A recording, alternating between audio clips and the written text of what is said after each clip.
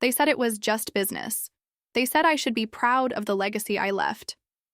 They handed me a bouquet of supermarket flowers and a plaque that spelled my name wrong. Then they walked me out of the company I'd helped build, one fake smile at a time. I was 58. No warning. No retirement plan. No choice. The day they pushed me out, the sky in Denver was the kind of blue you usually only see in postcards. Not a single cloud, just sun and silence. It felt offensive, honestly, as if the weather had no decency to reflect the way my world had just collapsed. I remember standing in the parking lot with my box of belongings, family photos, 2 mugs, and a small plant I'd nursed through 3 office relocations. My hand trembled as I gripped the edge of that cardboard box, not from sadness, but from fury I didn't yet understand. Inside the building behind me, they were already popping champagne for my farewell. And by they, I mean Charlotte. Avery, the new VP of Operations, the 32-year-old golden girl from California with perfect teeth and 0 people skills.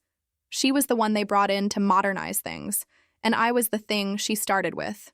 "You've done enough, Marcia," Charlotte had said, placing a condescending hand on my shoulder during the HR meeting. "It's time for fresh eyes." Fresh eyes. That phrase haunted me for months, as if experience, loyalty, and institutional knowledge had an expiration date. As if I were milk. For the first 6 weeks after being forced into retirement, I didn't get out of bed before noon. I watched reruns of courtroom dramas and ate cereal for dinner. My phone was eerily silent. The people I thought were my colleagues, the ones I celebrated birthdays with, covered shifts for, defended in. Board meetings disappeared like they'd never existed. But here's the thing about being underestimated. It gives you time to think, to breathe, to plan. It started small. I opened my old work laptop. Yes, I kept a clone of the drive, just in case, and reviewed emails from my final year. There were patterns I hadn't noticed before. Property acquisition timelines that didn't make sense, vendor contracts that seemed inflated, and Charlotte's name kept popping up in places it shouldn't. My curiosity became obsession. By month 3, I had a color-coded spreadsheet tracking internal communications, property values, and department expenses over the last 2 years. Month 5, I found out something no one outside the boardroom knew. The company was quietly selling off assets under market value to shell corporations that all led back to one name: Jackson Pierce. Jackson was the CEO's college buddy turned silent partner. But to me, he was now a breadcrumb, a thread in a tangled web of corporate theft. And Charlotte, she was right in the middle of it. I smiled, for the first time in weeks. That smile grew wider the day I met Leo Raymond, a private investor with a taste for hostile takeovers. I pitched him the data like I was selling real estate again. Only this time, the property was revenge. And Leo? He saw value in it. He told me something that stuck. If you know where the bodies are buried, you don't need a shovel, just a deed. Together, we formed a holding company. I kept my name off everything, of course. I wanted them to think I was gone, just another relic of the past. Meanwhile, Leo's firm started buying up the very properties they were trying to quietly offload. They didn't even realize I was clawing back everything they thought they'd stolen. It took nearly 3 years. 3 years of silence, of patience, of pretending I was done. But I wasn't. I was just getting started. And the best part? The day I walked back into that building, not as an employee, not even as an investor, but as their new landlord, they all stood frozen. Charlotte dropped her coffee. The CEO paled like a ghost. No one spoke. But I did, with a smile. "Good morning.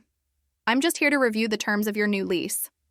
Also, please clean out Charlotte's office by 5 p.m. I need it back." When I first saw Charlotte Avery, she was standing in my old office, barefoot. It was an internal photo from the company's annual newsletter, sent to alumni like me as a formality. In it, Charlotte was laughing, one hand holding a glass of white wine, the other resting on the edge of my former desk. The same desk I'd spent 18 years behind. She'd redecorated, of course. Gone were my mahogany shelves, my frame certificates, the small brass nameplate that once read Marcia. Conrad, Director of Administration. In their place, minimalist art, exposed concrete, and a neon sign that said, "Good vibes only." I remember staring at the photo for a full minute before laughing out loud. Good vibes indeed. The irony of it all was that Charlotte didn't even want my job. She wanted to use it. Use the power, the access, the connections. I had built an entire internal operations system from the ground up. It ran like clockwork, quiet and invisible, because I made it so. She took that machine, slapped her name on it, and used it as a stepping stone. And that was her first mistake. She never learned how it worked. The deeper I dug, the more I found. I used to keep hard copies of facility leases, HR complaints, vendor, contracts, all in triplicate.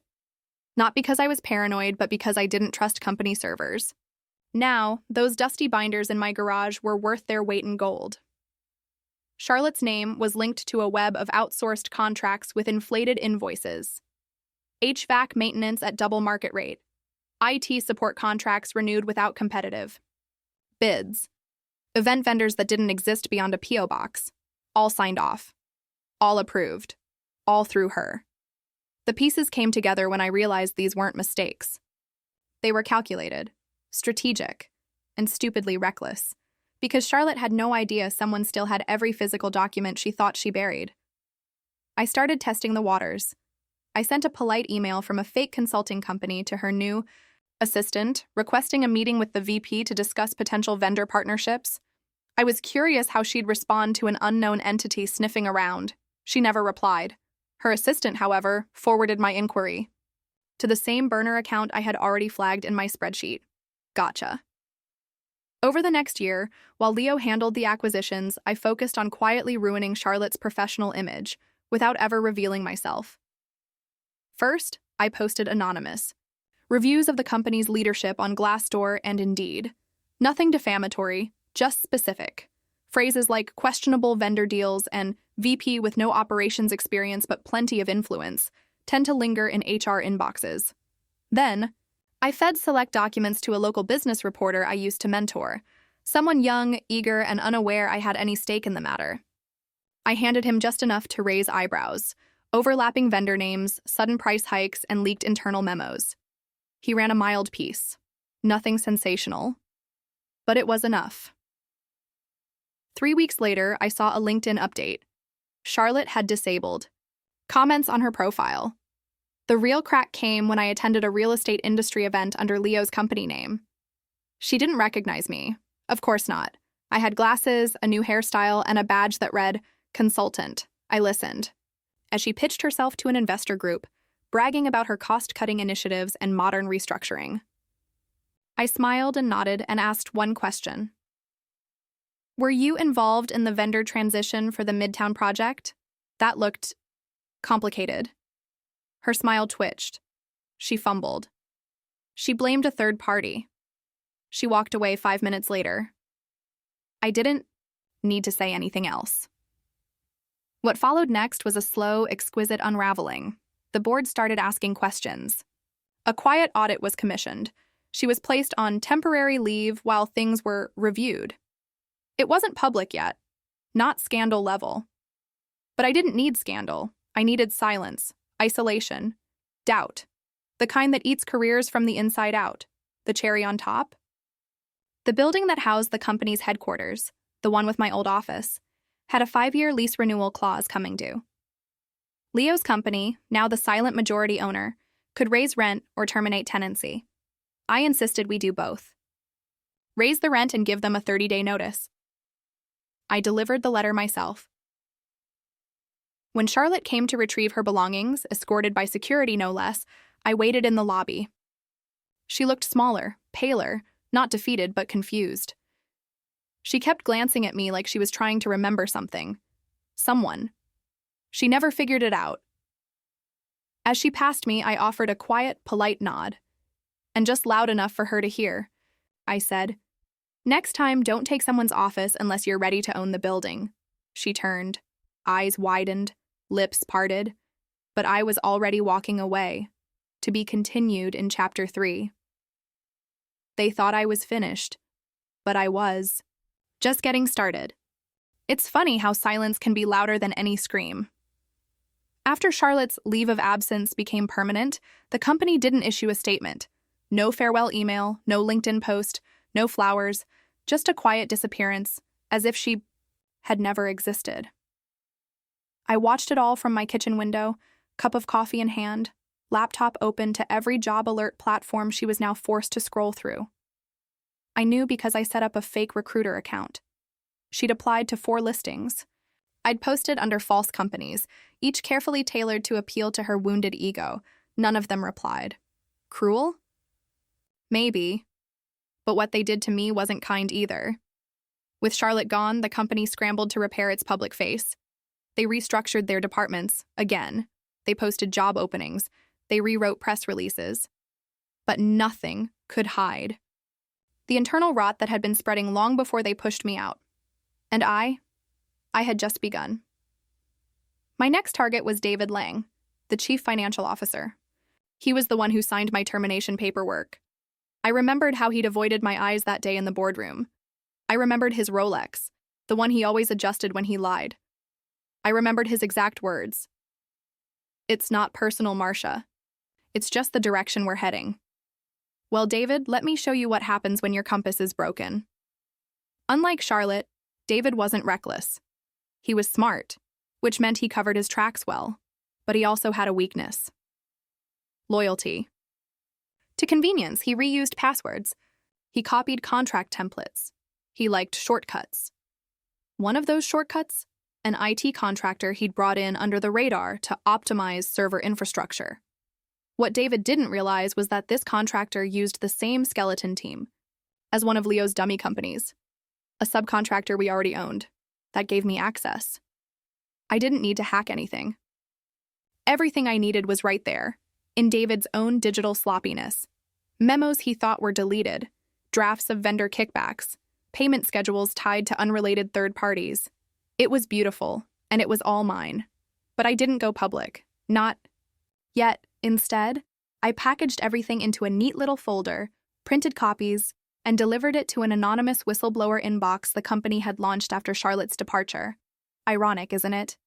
Their transparency reform was the perfect channel for me to expose them, from the inside. Within 2 weeks, David was suspended pending review. Within 6, he resigned for personal reasons. And within 7, I bought the majority stake in the property management firm that handled his personal real estate portfolio. When his vacation home in Aspen suddenly lost key maintenance support and had to be sold under pressure, that was me. Some nights I lay in bed and ask myself if I've become exactly what they once accused me of being: bitter, vengeful, impossible to let go. But then I remember what I built, what they took, and how they laughed when they dismissed me like I was some dusty old file they no longer needed. This isn't about bitterness. This is about balance. By the end of that year, the company's executive team had lost 2 of its pillars.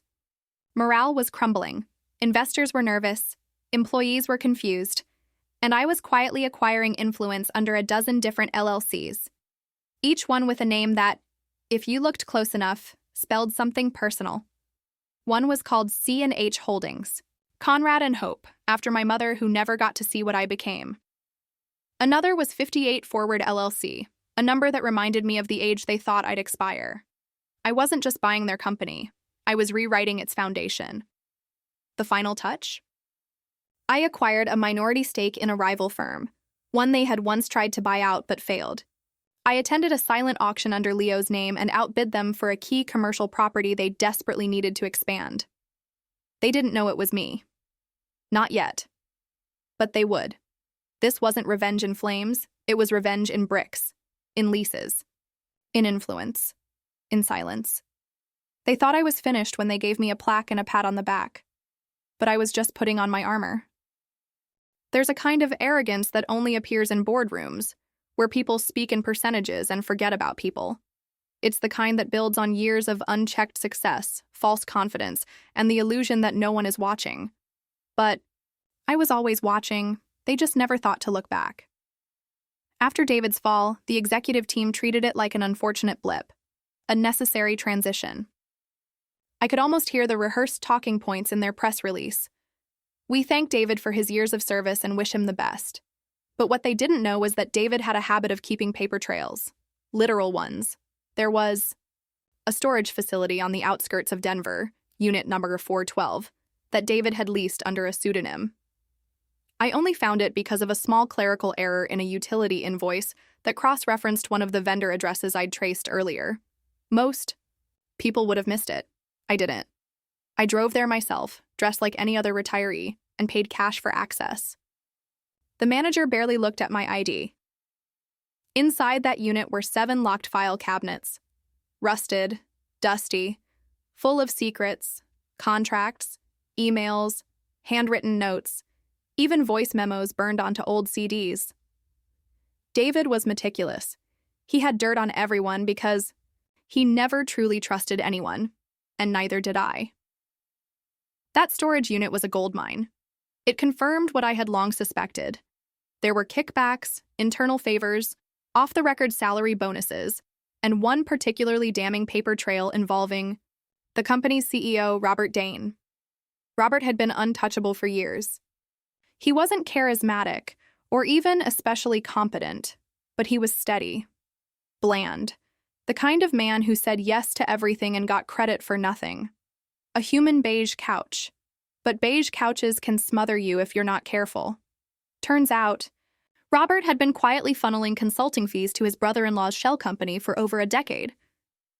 Masked as performance assessments and talent acquisition audits, these payments totaled over $2.3 million, and guess whose signature was on every approval? Charlotte's, David's, even a few under mine, back when I was too busy keeping. The machine running to notice what it was fueling. They used my systems, my templates, my trust. That was about to end. I packaged everything into a detailed report. Not just numbers, but narrative, context, motivation, timeline. I knew how investigators thought, and I gave them a story too compelling to ignore. But I didn't send it to the company. I sent it to their largest investor, a private equity group, with zero tolerance for reputational risk. It took 12 days. 12 days before Robert was asked to resign for health reasons. 12 days before a full forensic audit was announced. 12 days before my name, though still invisible, became the shadow looming behind every closed-door meeting. Still, no one knew it was me, and that was the most satisfying part. They speculated. They whispered. They hired consultants to review internal risk. But no one looked back far enough to remember the woman they dismissed with a gift basket and a fake smile. They didn't ask what happened to Marcia Conrad because they thought I was too old, too irrelevant, too quiet. And that's exactly why I won. While the audit took place, I focused on the people who'd helped cover everything up. Not just the executives, but the assistants, the middle managers, the legal team that rubber-stamped every questionable deal. One of them was Jeremy Talbot, the company's in-house counsel. Jeremy had once been a junior associate who came to me for guidance. I helped him get promoted, gave him time off when his wife had a baby, wrote his first employee review. And then, when the layoffs started, he stood in the back of the room and watched me pack my things. He never said goodbye. He just disappeared. Until now. Jeremy had been laundering legal language to protect Robert's transactions, shifting language in contracts, editing clauses to remove liability, and signing off with full knowledge. I knew because I found his original drafts stored as backups on the same server we still quietly had access to through the IT vendor. You can hide a lot in footnotes, but not from me. I leaked one memo, just one, to a legal blogger who specialized in corporate transparency. The article was titled, "Hidden in Plain Sight: How Legal Teams Enable White-Collar Corruption." It never mentioned names, but it quoted lines from Jeremy's drafts word for word. That was enough. His LinkedIn went dark. He left the company within the month. No farewell post, just gone. One by one, they were falling. Not from a push, but from removal of the safety nets they built on lies. There's power in secrets, but there's even more power in being the one who decides when they're no longer secret. They ignored me because I was quiet. They underestimated me because I aged. They forgot I was the architect behind everything they'd built. But I didn't forget them, and I wasn't finished. Not even close. Real power isn't loud. It doesn't shout. It signs papers. It waits. It watches. And then one day, it changes the locks. That's how I took the building. The headquarters stood on 18th and Grant, in the heart of downtown Denver. A sleek, glass-paneled structure with polished concrete floors and a view of the Rockies. I knew every inch of that place. I'd walked those halls for 27 years. I remembered when they installed the second elevator, when they swapped the carpet, when they moved HR 2 doors down because someone claimed the old location had bad energy. That building was mine long before the deed ever said so. But now, it said so. I didn't buy it outright, of course. That would have been too obvious. Instead, Leo and I funneled the purchase through a holding firm, Pinnacle Crescent LLC, which acquired a portfolio of properties during the tail end of a commercial slump. The company was too distracted with its internal collapse to notice one of its most critical assets had changed hands. By the time they found out, we already owned the main headquarters, their flagship training center in Aurora, and the leased parking garage they thought came free with the building. They hadn't read the fine print. I wrote the fine print. The day the lease was up for renegotiation, I was already waiting in the lobby. They sent a junior operations rep to handle the meeting. She was maybe 26, wide-eyed, dressed like she was still interning. She didn't recognize me, of course. Why would she? To her, I was just another facilities consultant here to negotiate numbers. She slid the proposed lease renewal across the table like it was a formality. I slid it back, with a 37% increase in rent, and a clause that gave us the right to reclaim 2 full floors within 90 days. Her smile froze. But we've always had stable terms, she said. This is kind of abrupt. I leaned in, voice calm. Then perhaps your leadership should have paid attention before agreeing to flexible term purchase clauses 3 years ago. Her hands trembled slightly as she gathered her files. I'll have to escalate this to our executive team. Please do. 3 hours later, I got a call from Eric Grayson, the interim COO. He sounded flustered. We'd appreciate a chance to discuss this in person, Ms. I let the silence hang. Then I said it. Marcia Conrad. There was a pause, a long one. I wasn't aware that I'm still in the picture. Most people aren't. I heard nothing on the line but breath. They called for a full meeting the next morning. They expected a boardroom. I gave them the coffee shop across the street. 4 of them showed up. Eric, their legal counsel, the head of finance, and one of the board liaisons. All men in their 40s, all underdressed, all unprepared. I walked in, heels sharp on tile, black suit crisp, contract folder tucked under my arm like a weapon. They offered smiles. I offered silence. Then I opened the folder. You have 60 days to vacate the 3rd and 4th floors. Those will be converted into commercial co-working spaces. This is outrageous, the legal guy barked. We've been here for over a decade. Yes, I said. But only because I let you. Eric cleared his throat. Marcia, surely we can find common ground. You were part of this family once. I looked him dead in the eye. No, I built the house. You just moved in and changed the locks. They offered counter-proposals. They begged for compromise. They called Leo behind my back, hoping he'd override me. He didn't, because this wasn't business for me. This was balance. In the weeks that followed, word began to spread. Employees whispered about the sudden rent spike. Departments were moved into conference rooms. Cubicles shrank. Perks vanished. Morale plummeted. And every time they walked through the lobby, they saw me. Not officially, not in name, but in presence. In the new security system. In the new front desk manager I personally hired.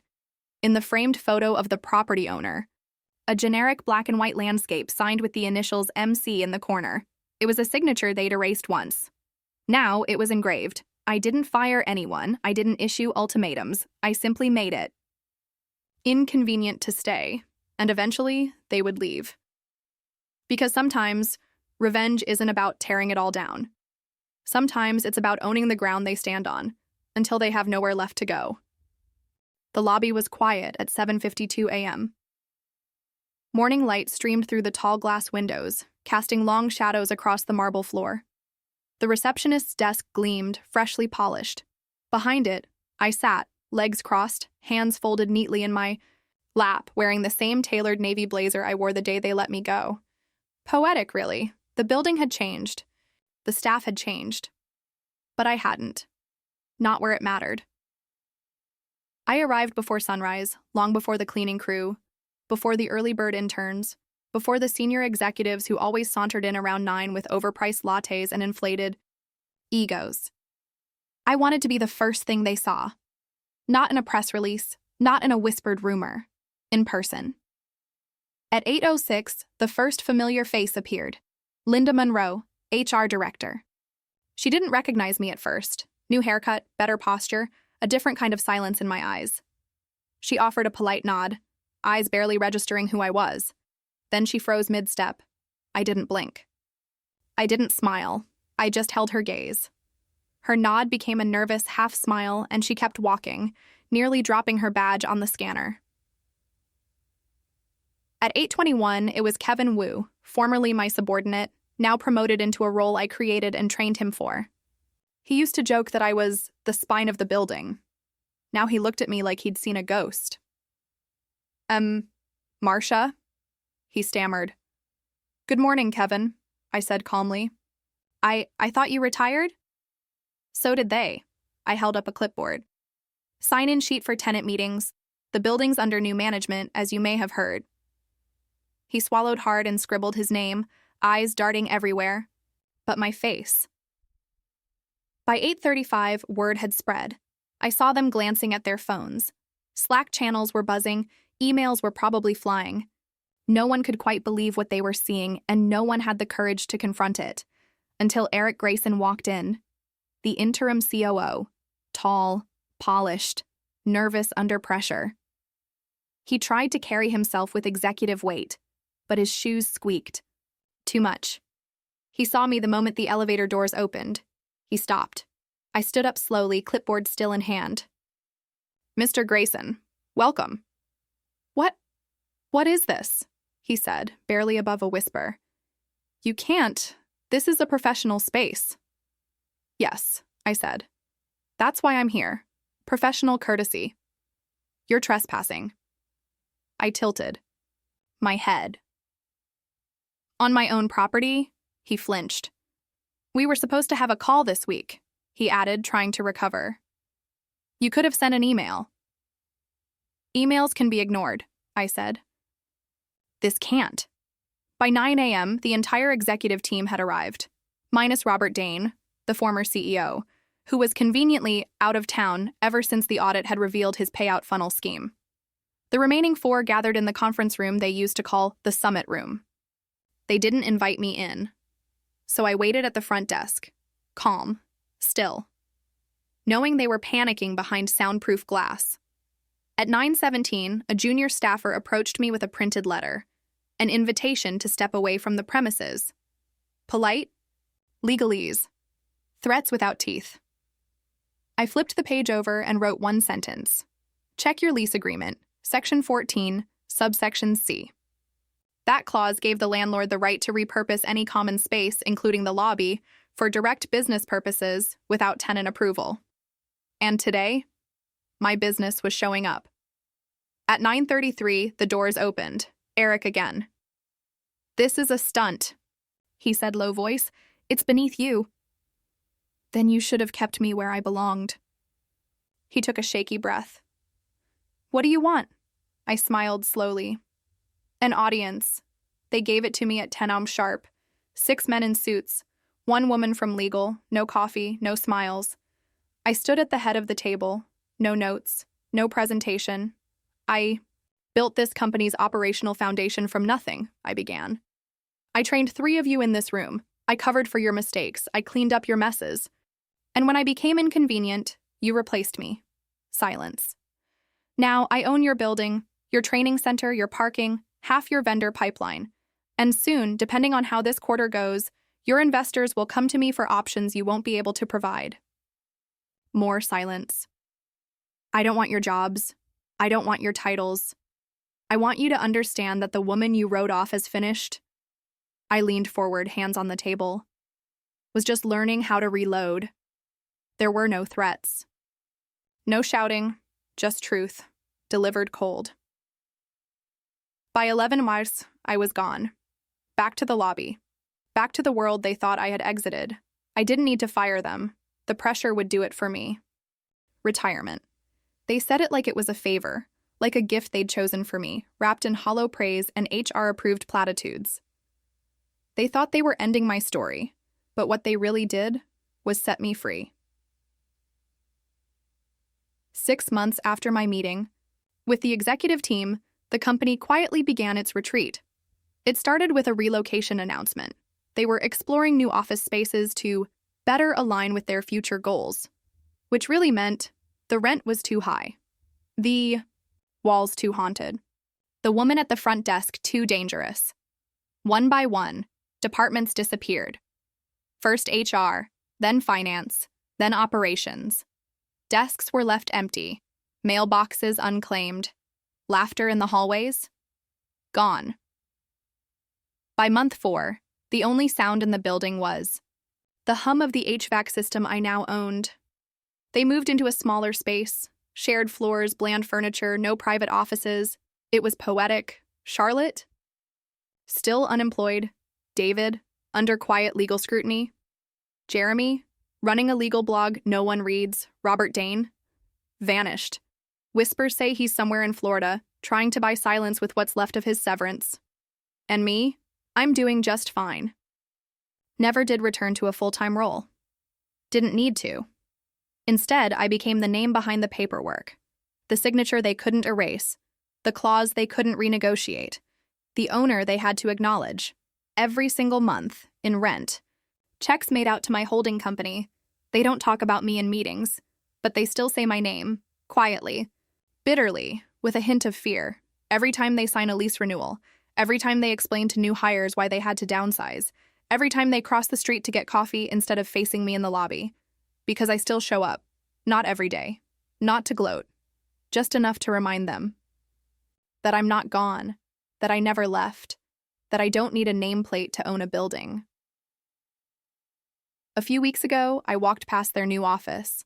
No logo on the glass, just gray walls, tired plants, and faces that avoid the windows. I stopped by a nearby cafe, the same one where they once held meetings without inviting me. The barista, new and bright-eyed, asked what I did for work. I smiled. Nothing official, I said. Just retired. And it felt true. Not because I had stopped fighting, but because I had already won. Let them call it what they want. Retirement. Downsizing, rebranding. I call it exactly what it is. Revenge, cold, quiet, complete.